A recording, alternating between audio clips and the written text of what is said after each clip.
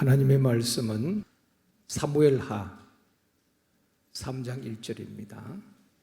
할렐루야. 옆에 분과 한번 인사합시다. 당신의 기도는 반드시 응답됩니다.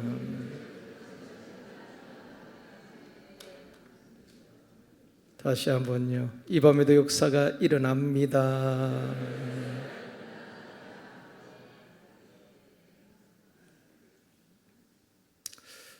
광고는 이번 주일부터 전도 소그룹 행복 모임이 개강이 되고요. 화요일 3월 25일에는 화요 전도가 개강이 됩니다. 화요 전도에 또 많이 나오셔서 함께 전도에 힘쓸 수 있기를 바랍니다. 원래 우리 목표가 있죠. 믿음의 기초를 단단히 세우는데 첫 번째는 성경 일독하기. 여러분, 우리가 신앙 매뉴얼을 드렸는데 그거 따라서 쭉 읽으시면 1년에 일독을 할 수가 있습니다. 그렇게 꼭 1년 일독하시고 하루 30분 이상 기도하시죠. 30분, 어떤 분들은 3시간도 하고 그렇게 합니다. 여러분, 기도해야지 승리할 수가 있습니다. 기도할 때 하나님께서 힘을 주시고 위로부터 임하는 능력을 부어주실 줄 믿습니다. 꼭 아무리 바쁘시더라도 30분 이상, 최소 30분 이상입니다. 꼭 기도하시고, 세 번째는 뭐죠? 주일 또 샘터 모임에 꼭 참석하기입니다. 꼭 참석하셔서 또 은혜를 나눌 수 있도록 그렇게 하시고, 네 번째가 3명 이상 전도하기. 3명 이상 전도하기. 이것은 우리 모든 성도의 목표입니다. 원래 우리가 꼭 실천할 수 있도록 그렇게 했으면 좋겠습니다. 사람들을 보면은 점점 좋아지는 사람이 있는가 하면은 점점 나빠지는 사람도 있습니다. 갈수록 믿음도 좋아지고 가족 간의 관계도 좋아지고 사업장도 좋아지고 영혼이 잘된 같이 범사가 갈수록 잘되고 좋아지는 사람이 있습니다. 그런가 하면은 갈수록 믿음도 떨어지고 가정도 경제적으로 어려워지고 갈수록 못해지는 사람도 있다 이 말입니다. 오늘 본문 1절 다시 한번 읽도록 하겠습니다. 믿음으로 같이 읽겠습니다.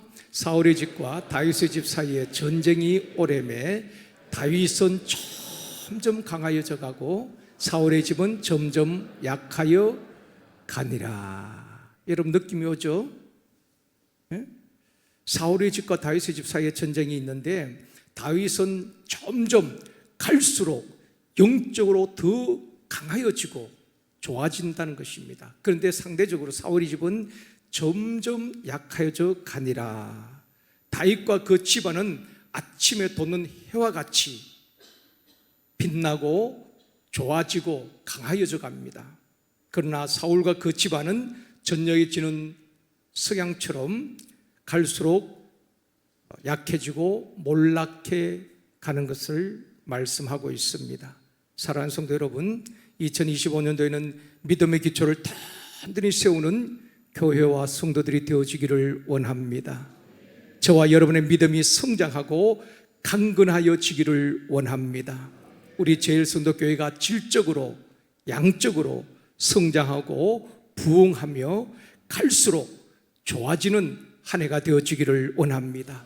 우리 교육부서마다 다음 세대가 든든히 세워지는 더 좋아지는 교육부서가 되어지기를 원합니다. 여러분의 가정이 다윗의 집과 같이 영적으로 점점 강하여지기를 주님의 이름으로 축원합니다. 옆에 분과 한번 인사하시겠습니다. 2025년 영적으로 강하여지기를 축복합니다.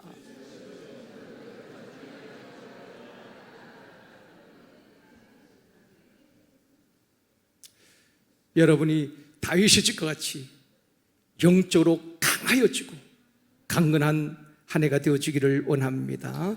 오늘 이 시간에는 사울의 집과 다윗의 집이라는 제목으로 말씀을 드리려고 합니다. 사울 왕의 몰락의 원인이 무엇일까? 왜 사울 왕은 갈수록 그 집이 약하여지고 몰락해 갔을까? 원인이 있습니다. 병에도 원인이 있듯이 잘 되는 사람은 잘 되는 이유가 있고 또 망하는 사람은 망하는 이유가 있습니다. 사울 왕과 그 집안이 몰락한 원인이 무엇일까? 여러 가지로 이야기할 수 있겠지만은 사무엘상 18장에서 그 원인을 찾을 수 있다는 것입니다. 18장 6절 말씀 한번 볼까요? 같이 읽겠습니다. 무리가 돌아올 때에 곧 다윗이 블레셋 사람을 죽이고 돌아올 때에 여인들이 이스라엘 모든 성읍에서 나와서 노래하며 춤추며 소고와 병쇠를 가지고 왕 사울을 환영하는데, 우리가 잘 아는 내용이잖아요. 무리가 돌아올 때에 무슨 말입니까? 이스라엘이 블레셋과 전쟁할 때에 블레셋에는 골리앗이라는 아주 극우죠. 거인 장수가 있었습니다. 그런데 그 골리앗 앞에 이스라엘 군사들은 벌벌 떨고 있는 것입니다. 누구도 골리앗과 싸우겠다는 사람이 없습니다.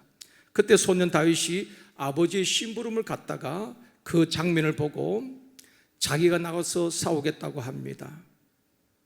다윗이 골리앗을 이기고 승리한 후에 이제 돌아올 때에 성읍에 많은 여인들이 나와서 춤을 추며 환영을 합니다. 여인들이 춤을 추고 환영만 한 것이 아니라 여인들이 구호처럼 외친 한마디가 사울 왕의 마음을 완전히 뒤집어 놓은 것입니다. 그 외침이 무엇이었습니까? 7절이지요. 같이 읽습니다. 여인들이 뛰놀며 노래하여 이르되 사울이 죽인 자는 천천히요 다윗은 만만이로다. 이런 이야기지요. 사울이 죽인 적이 1000명이라면 다윗은 10,000명의 적을 죽였다는 것입니다. 이 말을 듣고 사울이 어떻게 반응합니까? 8절에 말씀합니다. 같이 읽습니다. 사울이 그 말에 불쾌하여 심히 노하여 이르되 다윗에게는 만만을 돌리고 내게는 천천만 돌리니 그가 더 얻을 것이 나라 말고 무엇이냐 하고, 여인들의 그 외침을 듣고 그 사울은 마음에 분노가 일어나는 것입니다. 그래서 불쾌하여 심히 노하였다. 사람들이 다윗을 높이니까 견딜 수 없는 시기와 질투심이 일어났다는 것입니다. 여러분, 사람은 누구에게나 시기심과 질투심이 있습니다. 그렇죠? 다 시기와 질투심이 있다 이 말입니다. 시기와 질투심이 언제 일어납니까? 자기보다 못한 사람 보고 시기하지 않습니다. 나보다 못생긴 사람 보고 시기하지 않습니다.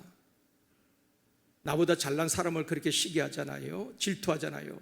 그러나 우리가 반드시 다스리고 극복해야 할 것이 시기와 질투심이란 것입니다. 질투의 임상학이란 책을 쓴 화이트 박사는 이런 말을 했습니다. 질투는 비교의식과 열등감에서 출발한다. 왜 질투심이 생기는가? 비교하면서, 비교의식과 열등감에서 질투와 또 시기심이 일어난다고 이야기했습니다. 사랑하는 성도 여러분, 절대로 비교하지 않기를 원합니다. 우리는 비교당할 것을 굉장히 싫어하잖아요. 그러면서 끊임없이 비교하면서 또 살아가는 것입니다. 그러면서 스스로 무너지는 것입니다. 사울이 무너진 이유가 거기에 있다는 것입니다. 다윗과 비교하면서 스스로 무너지는 것입니다. 통제자는 그 시기심과 질투심 때문에 말입니다. 절대로 다른 사람과 다른 가정과 다른 교회와 다른 자녀들과 비교하지 않기를 원합니다. 우리 자녀들 싫어하는 게 알죠? 그 말 있죠. 엄친아. 엄친아가 무슨 말이죠? 엄마 친구. 야, 엄마 친구 아들은 이번에 성적이 그렇게 올랐다더라. 엄마 친구 아들은 그렇게 했다더라. 비교할 때 우리 자녀도 무너지는 거예요. 절대로 여러분 옆집 아이들하고 비교하지 말고, 다른 교회와 비교하지 말고, 다른 가정과 비교하지 말고, 비교할 때에 열등감이 생기고 상대적 빈곤을 느끼고 상대적으로 불행을 느끼게 되는 것입니다. 그리고 자신이 초라해 보이고 그때 자존감이 낮아지고 비참해지는 것입니다. 시기와 질투심에 사로잡히면은 결국 내 인생이 무너지게 되는 것입니다. 요셉이 왜 형들에게 미움을 받았을까요? 창세기 37장 11절에 보면 말씀하고 있습니다.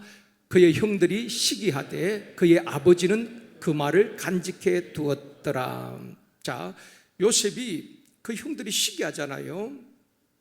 아버지가, 그러니까 야곱이 노년에 얻은 아들이 요셉입니다. 내리사랑이라고 말하잖아요. 늦게 낳은 아이일수록 사랑스러운 것입니다.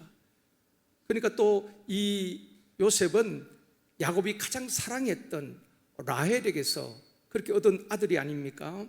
그러다 보니까 남달리 요셉을 사랑하고 채석옷을 지어 입혔습니다.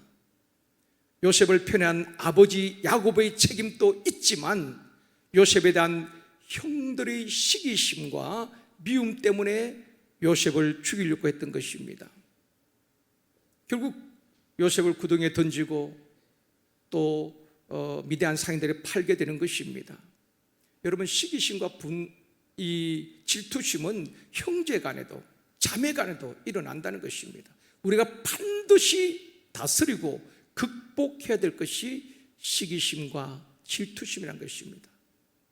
안 좋은 감정이지요. 왜 대제사장들과 바리새인들이 예수님을 십자가에 못 박았습니까? 왜 바리새인과 대제사장들이 예수님을 십자가에 못 박았습니까? 마가복음 15장 10절에서 말씀합니다. 같이 읽습니다. 이는 그가 대제사장들이 시기로 예수를 넘겨준 줄 알미라. 뭐로? 시기. 그 대제사장들이 시기심. 많은 사람들이 예수님의 말을 듣고 따릅니다.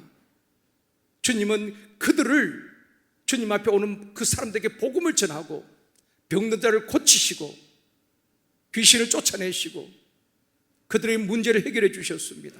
그러자 많은 사람들이 예수님을 따르자 이 대사장들은 그 시기심으로 인하여서 예수를 죽이려고 하는 것입니다. 이처럼 시기심은 결국 상대방을 죽이는 것입니다. 야고보서 3장 16절에 보면 이렇게 말씀합니다. 같이 읽겠습니다. 시기와 다툼이 있는 곳에는 혼란과 모든 악한 일이 있습니다. 시기와 다툼이 있는 곳에는 악한 영이 역사한다는 것입니다. 혼란과 모든 악한 일이 있습니다. 시기와 질투심은 성령의 능력으로 반드시 다스려야 되는 것입니다. 여러분, 잘 되는 사람이 있을 때 기꺼이 박수를 쳐주고 배우려고 하는 겸손함이 있기를 원합니다. 남이 나보다 잘 되면은 은근히 시기하고 비방하는 것입니다. 그 못된 우리의 감정, 불쑥불쑥 일어나는 시기심, 질투심이 내 인생을 무너뜨리는 것입니다. 관계를 무너뜨리는 것입니다. 시기심 때문에, 그 통제자된 질투심 때문에 얼마나 많은 사람들이 무너져가고 있습니까? 저 여러분, 성령의 능력으로 시기와 질투심을 다스릴 수 있기를 원합니다. 사랑하는 성도 여러분, 사울왕이 무너지고 그 집안이 약하여지고 몰락한 것은 통제되지 않는 시기와 질투심 때문이었다는 것입니다. 우리 모두 성령의 능력으로 시기와 질투심을 다스리고 다윗의 집과 같이 영적으로 점점 강하여지는 저와 여러분이 되어지기를 주님의 이름으로 축원합니다.